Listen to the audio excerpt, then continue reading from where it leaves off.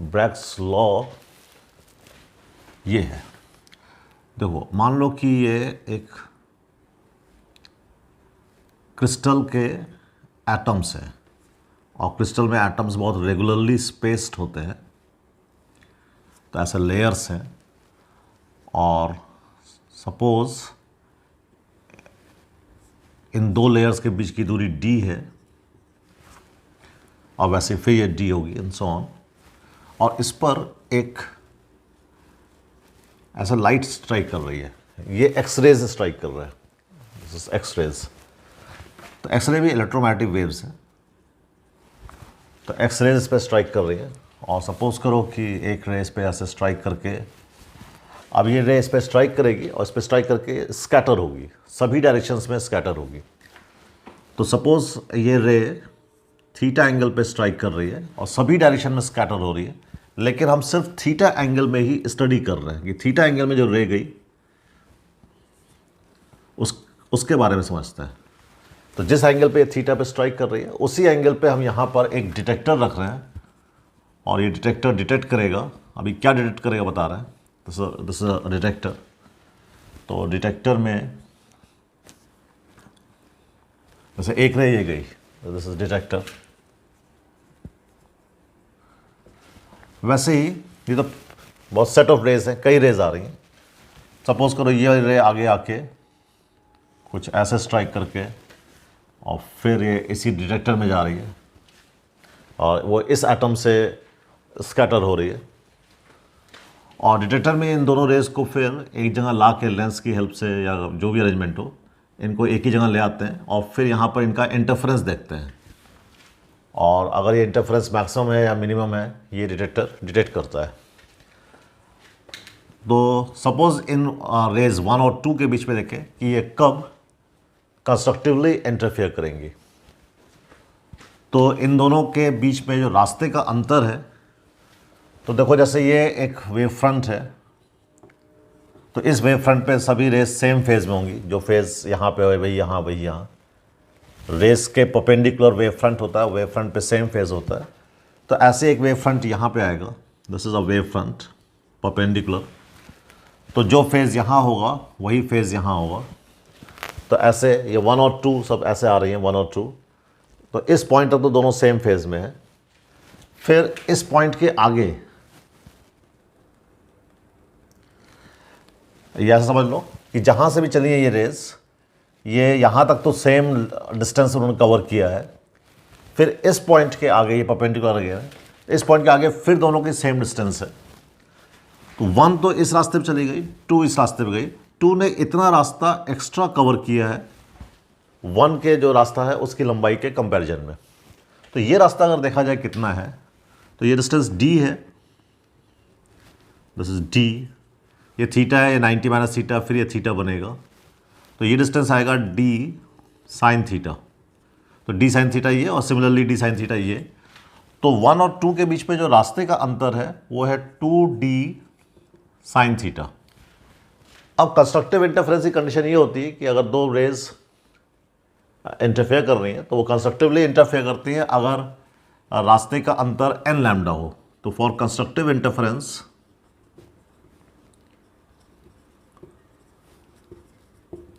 Delta should be equal to n lambda. n lambda मतलब 1 lambda, 2 lambda, 3 lambda या 0, n की value 0, 1, 2 and so on.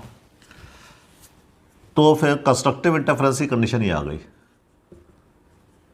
So this is the condition for constructive interference. अब करते ये हैं कि Bragg's law study करते वक्त सपोज करो ये एक्स रेज ऐसे आ रही हैं, ये एक्स रेज ऐसे आ रही हैं और ये जो सरफेस है क्रिस्टल का सरफेस, वो सरफेस सपोज करो ये है, दिस इज क्रिस्टल, और ये उसका वो सरफेस है जिससे कि स्कैटर होकर रेज जाएंगी। और इस पर ये थीटा एंगल पे स्ट्राइक कर रहे हैं और थीटा एंगल ये सभी स्कैटर होकर सभी एंगल्स पे जाएंगे। लेकिन हम अपना डिटेक्टर जो रख रहे हैं वो जो एंगल ये थीटा है उतना ही थीटा बनाते हुए दूसरी तरफ यहाँ डिटेक्टर रख रहे हैं। तो डिटेक्टर सिर्फ इसी थीटा वाले रेस को ही डिटेक्ट कर रहा है, अदरवाइज रेस स्कैटर होकर सब डायरेक्शन में जा रही हैं। ओके, फिर क्या करते हैं, इस थीटा को 0 से शुरू करते हैं। शुरुआत में ये जो लैटिस या ये जो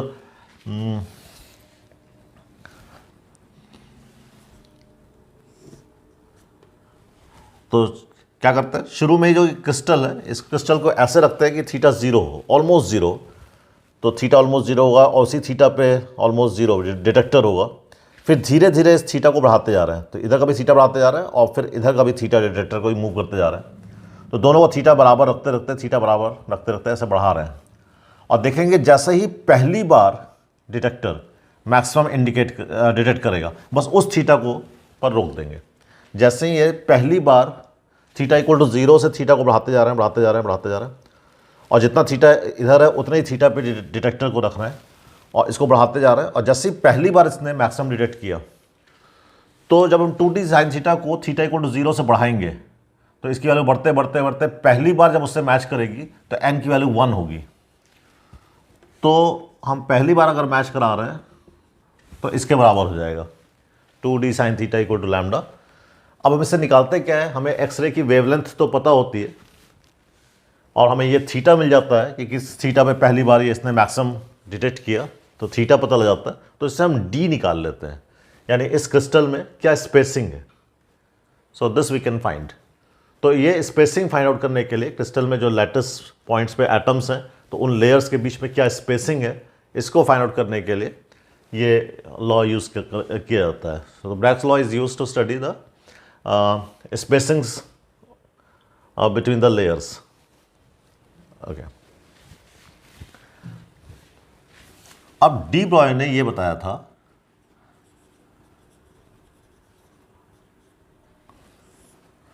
कि कोई भी मैटर अगर है m मास का और उसके पास मोमेंटम p है, तो इस पे एक वेव एसोसिएटेड होती है and that wave length is given by this formula. So this is D Broglie equation कि every matter has a wave associated and its wavelength is given by this formula h/p। और ये जो associated wave है, ये कैसे हमें मिलेगी कि wavelength ये है, अगर हमें मान लो चेक करना है, तो इस मटेरियल पार्टिकल को किसी ऐसे एक्सपेरिमेंट से गुजारना पड़ेगा जो हम वेव के लिए करते हैं। जैसे सपोज करो वेव के लिए एक्सपेरिमेंट ये होता है यंग्स डबल स्लिट एक्सपेरिमेंट, और उसमें सामने ब्राइट बनेगा, फिर ऐसे ब्राइट फ्रिंजेस बनती जाती हैं।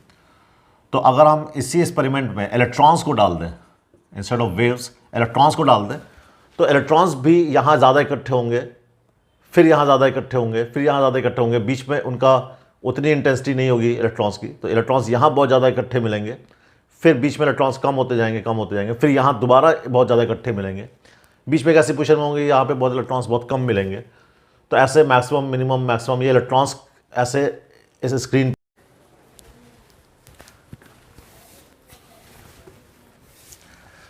तो इलेक्ट्रॉन्स ने वैसा ही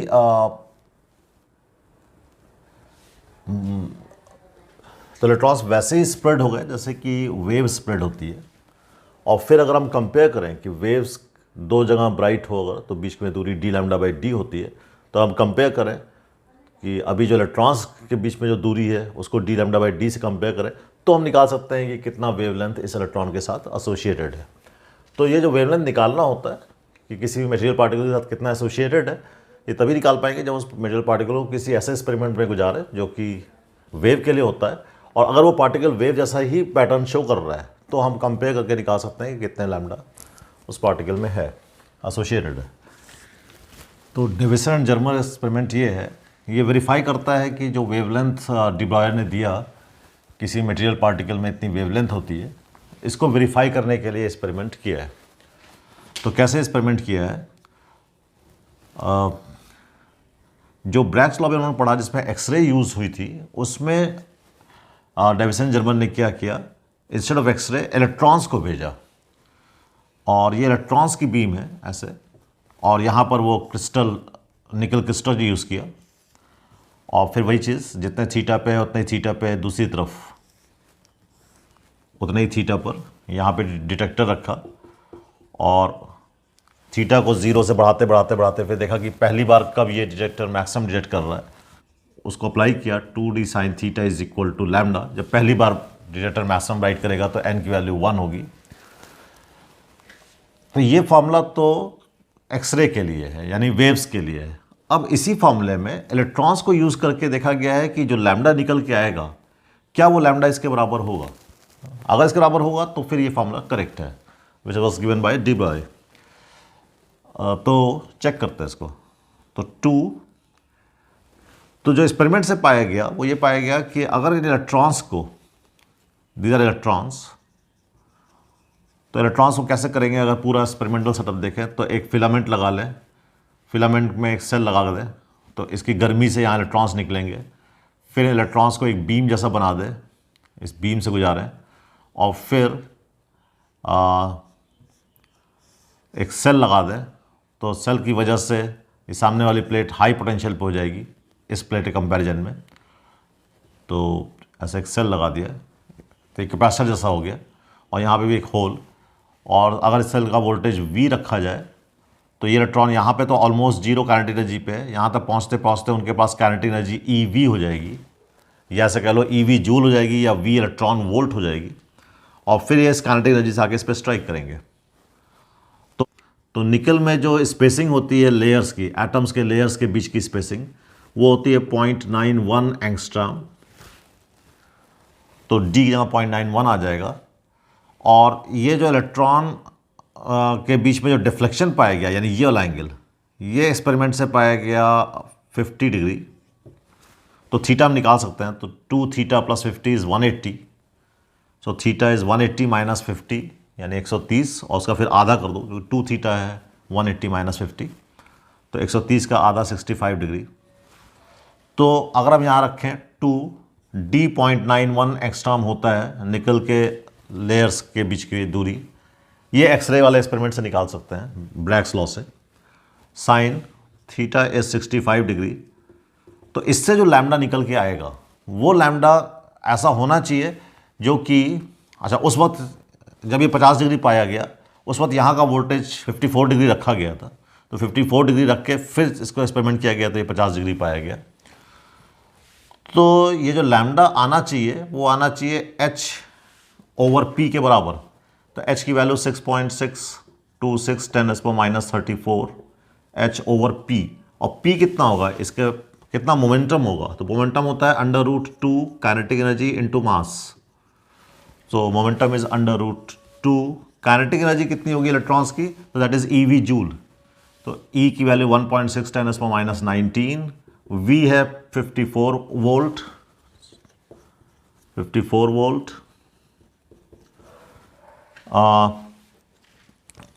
और मास ऑफ इलेक्ट्रॉन इज 9.1 10⁻31। तो अगर सब कुछ ठीक है तो ये इक्वेशन सेटिस्फाई होनी चाहिए, जो कि एक्सपेरिमेंट, ये जो कि कैलकुलेट करके दे सकते हो कि जो इधर आएगा वही इधर आएगा। तो इससे ये तय हो गया कि ये वाला फॉर्मूला करेक्ट है, lambda is H/P, this formula is correct. तो इसी फॉर्मूले को वेरीफाई करने के लिए डेविसन जर्मन ने एक्सपेरिमेंट किया था, और उन्होंने एक्सपेरिमेंट में निकल यूज़ किया था, और ये देखा था कि अगर यहाँ पे 54 वोल्ट रखा जाए 54 वोल्ट तो ये एंगल 50 डिग्री मिला था उन्हें। और ये इक्वेशन सेटिस्फाई होने का मतलब है कि ये फॉर्मूला करेक्ट है फिर।